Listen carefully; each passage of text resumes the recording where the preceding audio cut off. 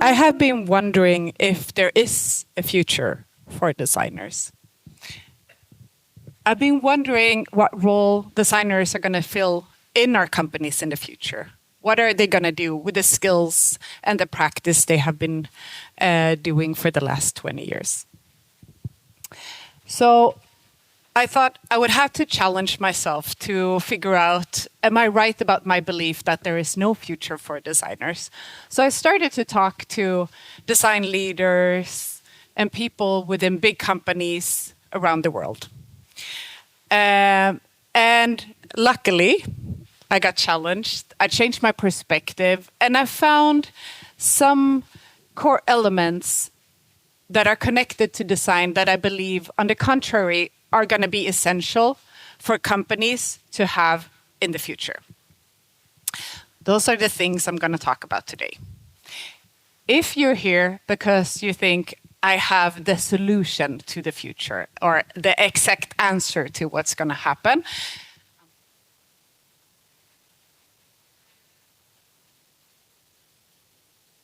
skills that I believe are essential based on the trends that I'm seeing, the drivers, and the conversations that I've had.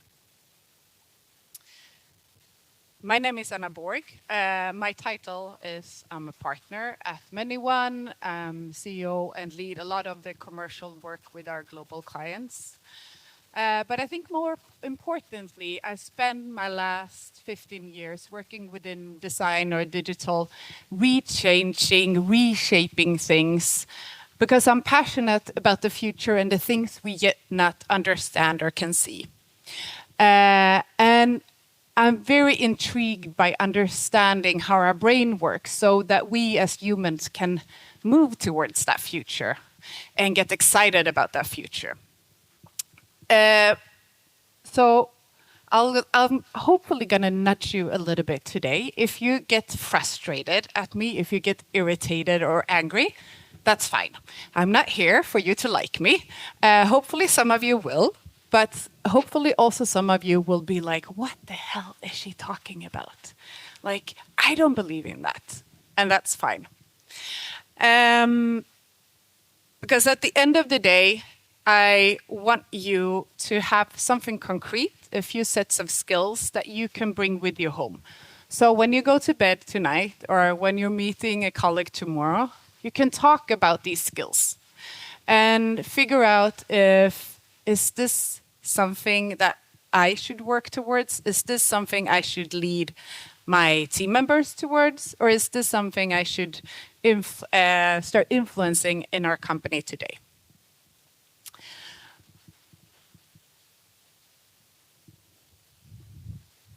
But before that, I think we need to get ready.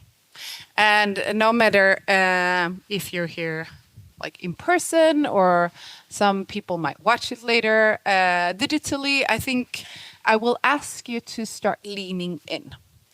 And I'm going to explain a little bit soon what that means. But there are two things that we as humans need to be able to change. One of them is to connect emotionally to the future, to be able to make that actual change.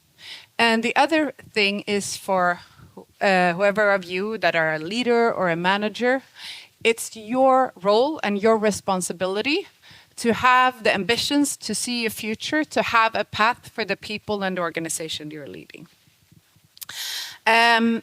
And I will ask you all, and now that might be a little bit uncomfortable, but I will ask you all to lean forward a little bit in your chairs, physically lean forward.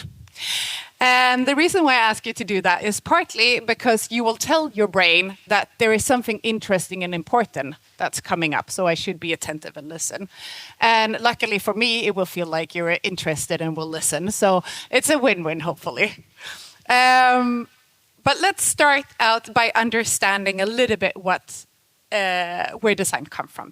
And when I talk about design, I talk about digital design. That means the roles or the titles that are currently held within that, I would say, are user experience designer, service designer, digital product designer, sometimes UI designer, UX designers. So that's the kind of umbrella I'm using for design.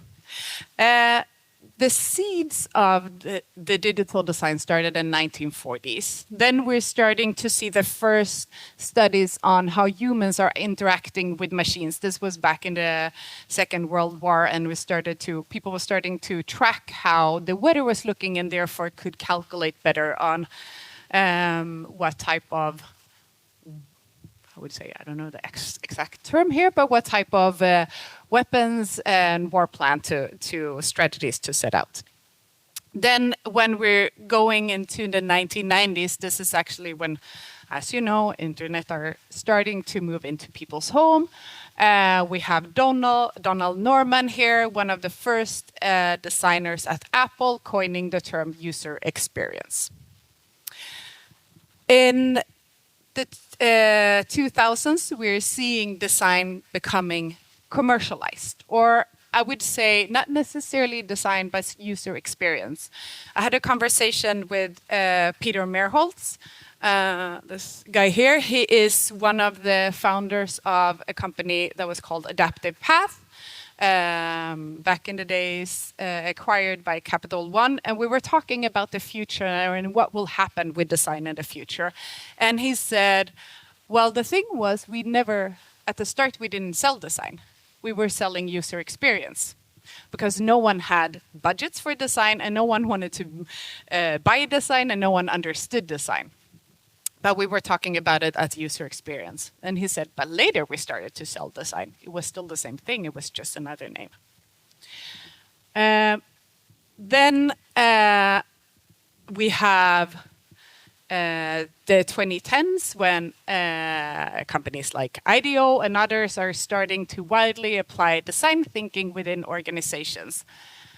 That, as a result, lead to a bigger demand for design. And in the 2020s, we're starting to see actually design blooming in a way. It was fairly easy to get a job as a designer. It was fairly easy to sell design. And there was an acceptance for design in organizations. However, for the last, I would say, about 2 years, there's starting to be a huge shift. And one of the indicators of that is that a lot of people are losing their design jobs as VPs, as SVPs of design or head of design within large organizations. They are sometimes not being replaced and sometimes being replaced by, for example, a product leader. We're also seeing less attraction on the job market in the sense that it's way harder to get a job as a UX, a service designer, a digital product designer across a lot of companies. So naturally, or not naturally, it could make one think that, oh, what is happening with design? Or is design out of the door? Is that the years? Was this the era of design? And that's about it. I would say no. So one of the reasons why I would say no is because we are going to see design moving ahead, but we're going to see it in a different shape. So I went to the core of what is the core of design and what are designers really, really good at? And what are the things designers can do that no one else are really capable of doing in companies? And I come to the conclusion that at the core, designers are amazingly good at taking something that is abstract, fluffy, complex, making that concrete so that other people can follow and understand. I would say that I assume most of you have been in some sort of workshop sometime when there are a bunch of Post-it notes and there are ideas here and ideas there, and everybody are saying, yes, smart idea. I believe, I agree with you. But actually, at the end of the day, you're meaning two completely different things. And when you start to see that concrete, tangible artifact in front of you or that experience, then you're starting to see, oh, we're talking about different things. So designers are great at making things concrete. Then I started to look at, okay, what are the underlying drivers that will influence if there will be a need for designers in the future? So I started to look at that. We have at Many1 we have a thing that we call a radar, which is a generative automated tool for seeing trends and insights. Ping me after. I'll share my details, and I will happily share it with you, and the data behind this talk. But I looked at that, and I found that there are a few things that are influencing. First of all, technological advancement. Naturally, things like quantum computing, 5G, more connected products, that is naturally going to influence our presence, our digital presence. Advancements in AI. Currently, we are seeing the optimization and automation and more effective ways of working. But when we're actually starting to see, for example, AI agents doing the job that designers are doing today, we're going to have a completely different reality. There are a lot of concerns around data privacy, naturally with AI coming into play, but also as I would say more of a cultural movement when everything becomes digitalized. There are a lot of advancements within neuroscience, but also around correlated to biotech. But when we're actually starting to see that the human intention and I would say the digital manifestation, the connection between those and the time in between is becoming very, very short. Access to information. Before, if we would look at early days of design, the access to information was scarce. I mean, naturally before internet, but even at the beginning of 2020s, the access to information across the organization was scarce, which meant that the people who had a lot of access were also the ones that were holding the power. And then we're seeing things like individualization, empowerment with the gig economy, but also with a push towards people to better lead themselves. Before we jump in a little bit further into the future, I just want to stop and have a brief look at what we're seeing currently. So one of the things are that the capital is expensive. That means that a lot of companies are requiring I would say the teams, especially when it comes to design, being able to better show the return on investments on the capital that's being spent, on the budget and money that they're using. In addition to that, of course, AI is growing, starting to automate part of the design process. There is a demand for a new type of organizational models, and there is a rising interest, I would say, in futures design. I had a discussion with Andres. He is leading actually the Foresight initiative within BBVA, the bank BBVA. And I would say they have been, and he is a designer at the core, he's still at the design organization. Foresight work is normally connected to strategic work. This is the type of work that would normally be done within large organizations, within a strategy team or R&D team or something. I'm starting to see designers starting to connect those pieces and actually bring it into the design organization. Also starting to see bigger demand on bringing digital marketing insights into the digital product team. So for example, taking the consumer insights on what are people talking about currently, what are the things that they are connecting and responding to, and bringing that into your product in terms of how you're designing your experience, what type of experience you're offering, and also as a way to differentiate yourself.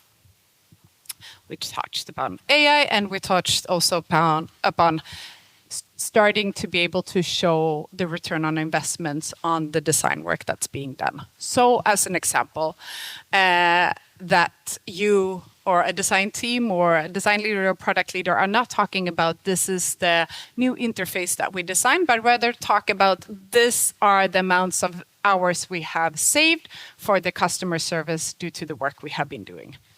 Or this is the increase we're seeing in sales due to the work that we've been doing. But now it's time to move a little bit more ahead into the future. So I've looked at a few areas where I think we are kind of pushing the perception of what design is. This might be the time when you're like, I don't agree with you, Anna, and that's fine. But I wanted to actually read you a piece of a book first. So a few years ago, I started to feel extremely provoked about what is the future going to look like? What is it going to feel like? What am I supposed to have a robot in my home? Am I supposed to be fully connected? And what is life going to be like? I don't want that. So I could feel like this entire like resistance inside me. So I decided to start to read sci-fi books because I thought maybe that could spark something new inside me and get me more acquainted to the future and connect with the future, creating that emotional connection.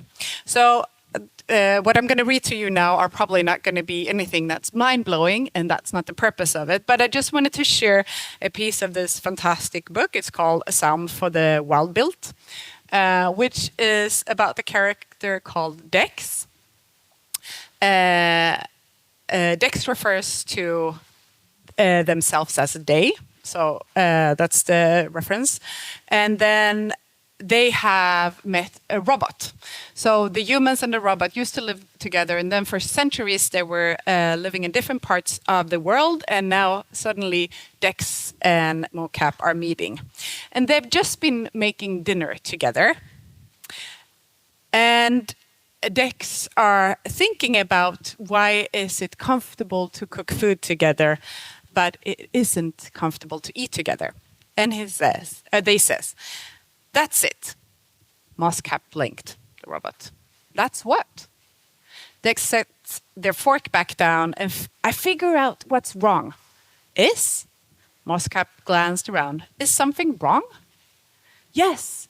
They drummed their fingers on the armrest. I can't offer you food. The robot's confusion increased. I don't eat. I know you don't eat, and yet, they gestured at their plate with a sigh. It feels so incredibly rude to not offer you anything, especially since you helped. This, for me, makes me connect to the future when I'm potentially sitting together with the robot, having a normal conversation, feeling like I have a human being in front of me. We can just not share everything. If you are into sci-fi and haven't read the book, I would recommend it. It's a very lightweight, easy read. But now it's time to look ahead. If you haven't seen, it's coming up soon, maybe. There is a little bit of a framework that I'm using here that I've learned from Foresight. It's this potential thing that you might see soon, which talks about in the future we will see potential different scenarios based on the drivers we're seeing. Those scenarios might be desirable, they might be probable, they might be plausible, and they might be possible. So different ranges of those. I'm not going to go in too deep into this, but have a look at it, read up on it if you're interested and curious about it. So I've looked at these different scenarios, 4 different scenarios, and they're mapped out on different timelines. Let's jump into the first one. So the first one is the one-person product team. So today, if you're in a product team, you're probably working with a bunch of developers, maybe some designers, maybe some product managers. Well, in the future, if we can use AI tools to do most of the work, the only thing we need to do is having someone who is extremely good at directing. who is extremely good at making sure that we're getting the right data and that we are adjusting the direction of the product in the right way. If I would look at one of my team members, I would say that my colleague Marie, who is originally a UX designer but has a lot of passion for tech. She's been doing a lot of prototyping. She understands tech. And I think that she could be a perfect person for this job. She could add product management skills to her resume. She could become a bit better at leading herself.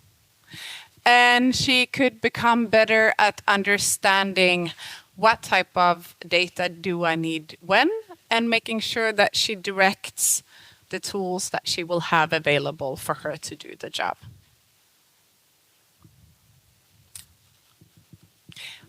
We're already seeing that there are some companies that are doing this when it comes to more of innovation work, trying it out in early stages, where they're using tools to create ideas and do the research and the testing, etc. So it's already in the making at the kind of smaller scale. But with technology advancing, I would say that that's completely possible also on a bigger scale. So if you're sitting in a product team today, that might be that in the future that will be way smaller. Moving over to the next one. I would say this one is a bit more of a complex one. Here we are potentially seeing a fairly big shift in the way that things are created. So up until now, designers have created with the intent of designing a specific experience. We know about what it's going to do and about what type of journey you're going to have. You're going to do this type of checking and zoom or buying this, and then you will be suggested some other products, and then from there you will do the shipping, etc., etc. So we kind of know what the journey is going to look like. In the future, it will be much more about designing the game plan, where you will not be able to tell exactly what the experience is going to be like, because you don't know necessarily if the user is out, or me as a person is out on the street walking around, what type of data I will get accessible to me. So imagine, for example, I'm currently wearing just normal glasses. There will be AR glasses, I think, on the market very soon, accessible to most people, which means that I could walk around and be feeded with data or marketing as I'm walking around. That type of, I would say, interjected data will also enable us to evolve the experience, and as we're getting more data, the experience will also change. So if you're a designer, that will mean that you don't necessarily know what you're designing for, because you don't know the cases and you don't know the experience. But your task will be to make sure that the game plan is set. So there is a set of rules or a set of boundaries within how or where the users are going to interact.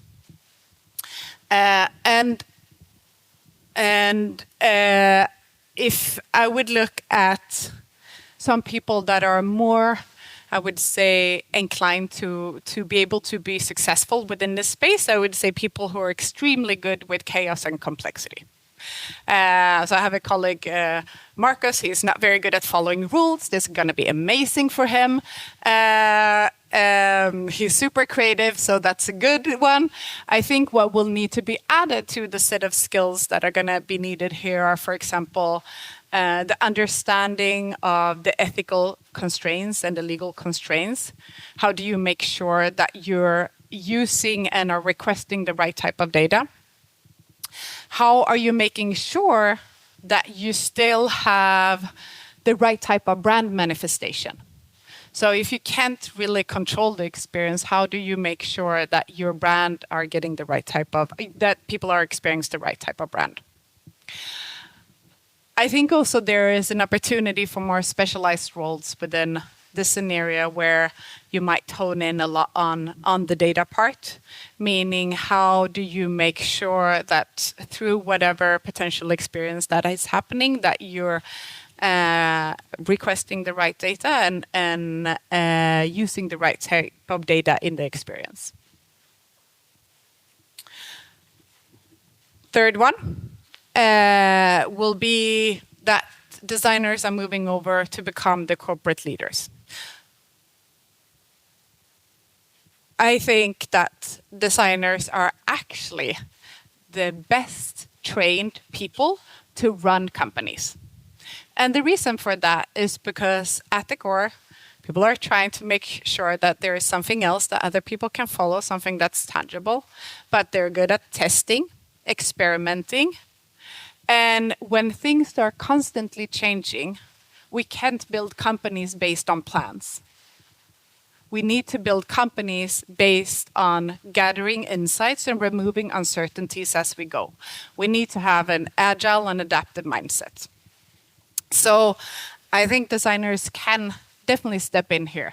And on top of that, we're seeing that there is becoming a bigger acceptance for using, for example, network decision making, using blockchain as a way to decentralizing information as well as decentralizing decision making.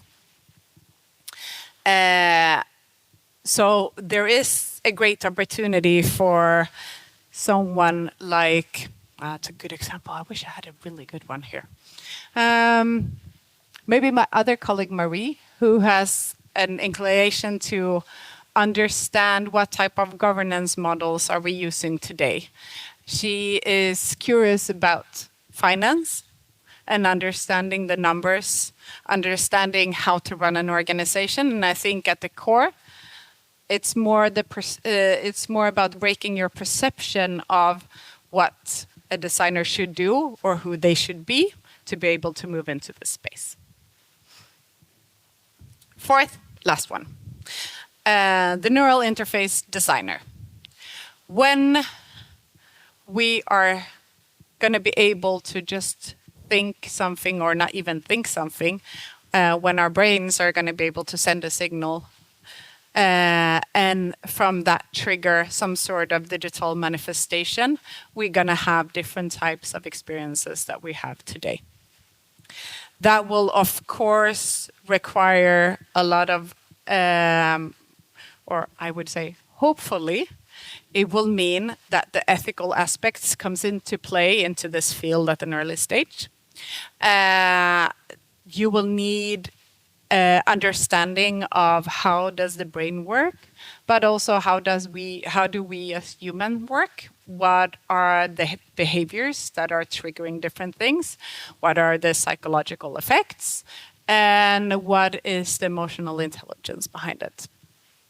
Probably my colleague Dinara, who has a background in research, would be very good fit for this type of job in the future, if she would be open enough to go into it. So these are some of the future type of roles that I'm seeing based on the conversations I've had, based on the drivers I'm seeing and the trends that they are pointing towards in the market today. I would say that I'm not surprised that when I meet and talk to designers, they are scared about what will they be doing in the future, because they won't be doing the same thing as they're doing today. We won't need to sit and design wireframes or do design systems in the same way. So if you are a designer, or if you are leading designers or a product team, or tech people that are curious about design, I would say it's time to start building the skills that are needed for the future. So Even though, and if you don't agree with me and you're like, what is she? I don't know. I don't know about this. Then I will ask you to think a little bit about, were there any of these things that you connected with? And are there any of these skills or scenarios that you should look into a little bit more, just to starting to move yourself a little bit closer to what might come in the future?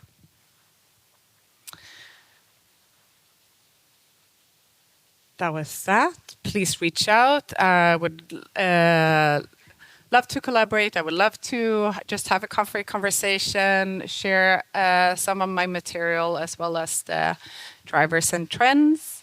Any questions? Anyone provoked or angry? No? Yes?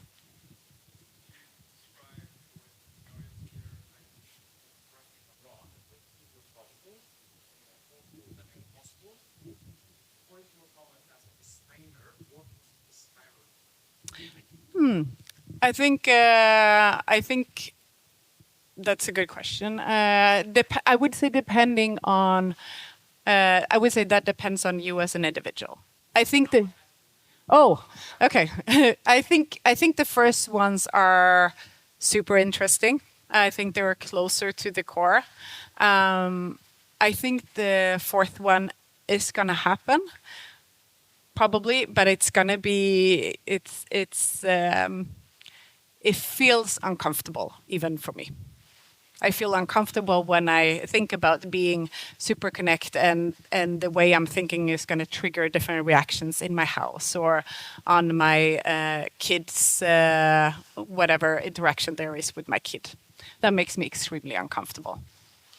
But yeah, on the other hand, a lot of the experiences we have today would also be uncomfortable for someone else back in the days.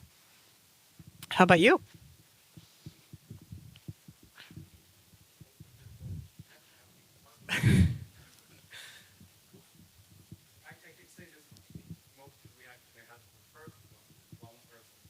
Mm. Mm. Mm. Yeah, yeah, yeah. I can understand that. I mean, I think it's also there is a different shift in that one because it will require you to be. But I think that we can do that today as well. But it requires us to become smarter with the tools that are available, and that they become your partner, that they become your team. And I don't know how you guys are using different type of tools today, but if I would say, for example, I'm using a tool like Sana today to help me actually do part of my documentation work so I can become a little bit more effective. So I'm having a work buddy in my meeting, an assistant in my meeting, and that saves me times. But on the other hand, I'm using maybe ChatGPT as a way to become better at formulating an email. Who knows? So I think it's also about seeing it as your colleague, which is different. Yes.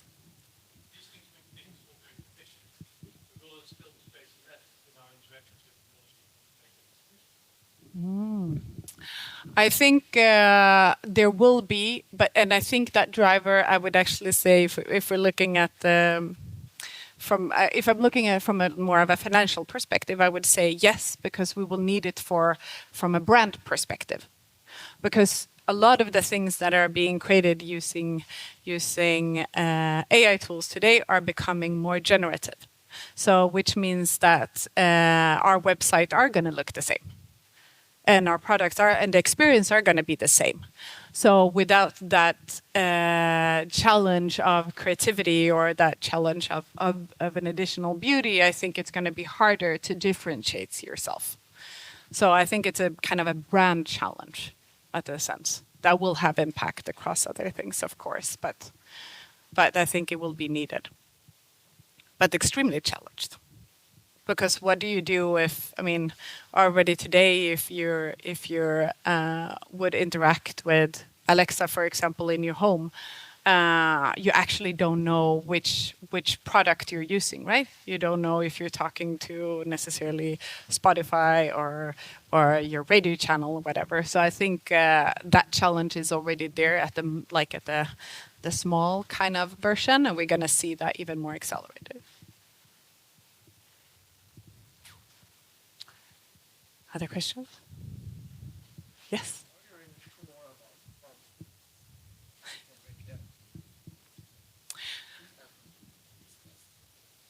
I think I'm pretty certain that we're gonna see it in at least maybe in bigger companies we're gonna see more of them. But I think in smaller companies, why do you need to hire 20 people if one person can do the job?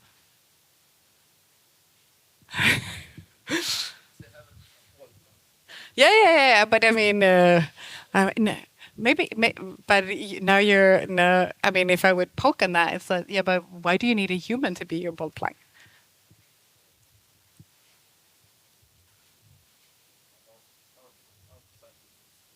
Yeah, I think. I mean, uh,